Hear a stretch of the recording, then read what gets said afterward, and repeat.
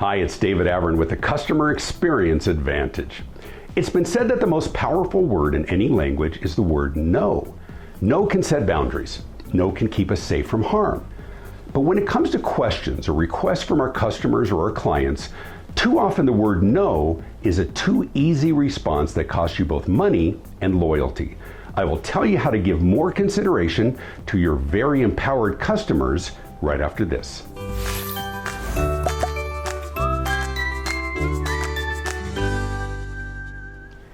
When you become a parent for the first time, you begin to see the world in a very different way. I'm not really talking about how much your life changes, and it does, but you suddenly see the world as a dangerous place, filled with hazards for your child.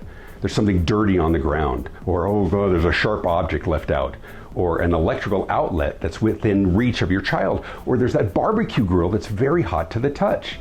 Now, during those first few years of your child's life, you find yourself saying the word no more often than you could have ever imagined.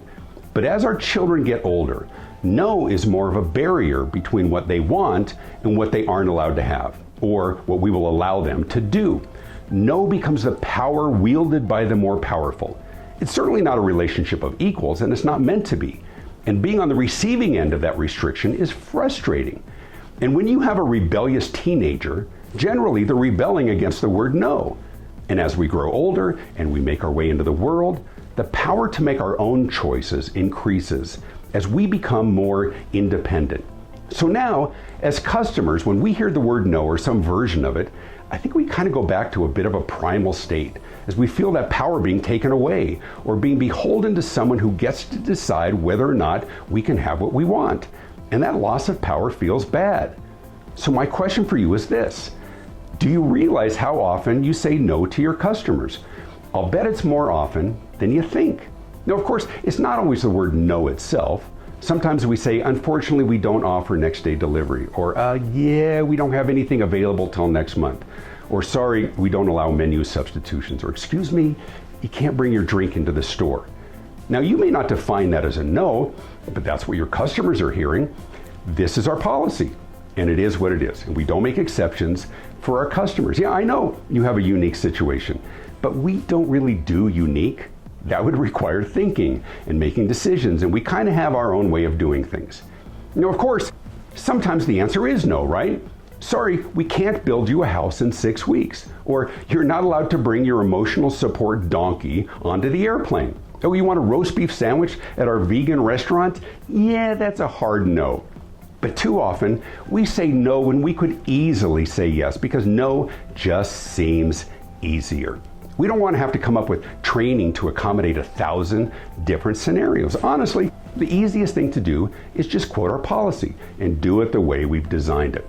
This prevents our people from having to decide or judge, because they might make a bad decision or a poor choice or have to go get permission from a supervisor. The easiest thing is just to keep it predictable, keep it simple. But you're likely missing a huge opportunity and many potential sales. The reality is that most requests you'll get are pretty reasonable if you stop to think about it. If someone orders a Caesar salad and wants to substitute shrimp for chicken, why not? I know the cook doesn't want to deal with special orders. Well, do you know who doesn't care what the cook wants to do? Yeah, that's right, everyone. Just charge them a few extra bucks. What's the alternative? Not giving them what they want? And then they never come back. Or worse yet, they go online and they rant about you. Why would you say no to that customer? Now, if someone needs an order expedited, there's probably a way to make that happen. Sure, it might take some extra work and creativity, but that's what customers love. That's what customers appreciate. They feel heard, they feel respected, and they learn that they can count on you. And if you won't, there's a competitor who surely will. Now, if we ask for a late checkout at a hotel, it's likely because we need it, and not everybody does.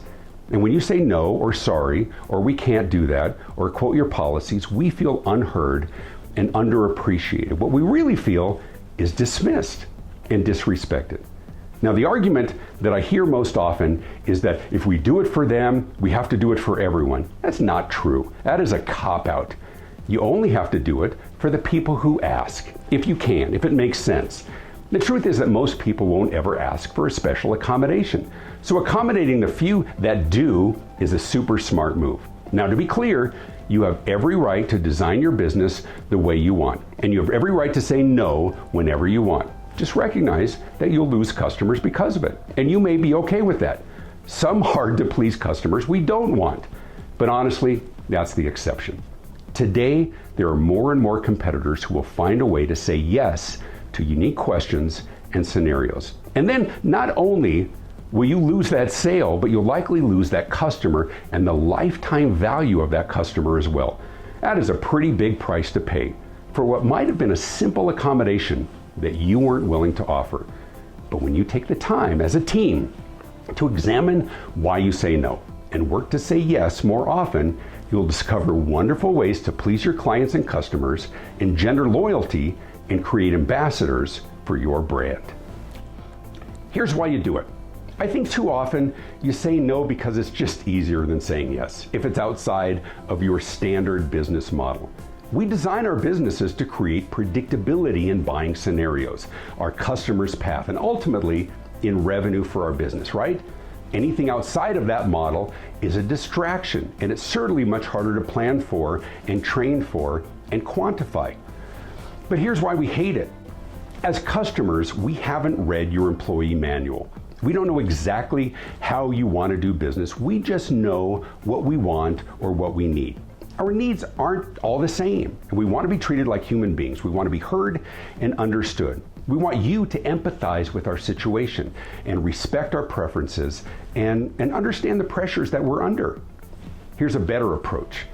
Where you can, replace your internal policies with guidelines.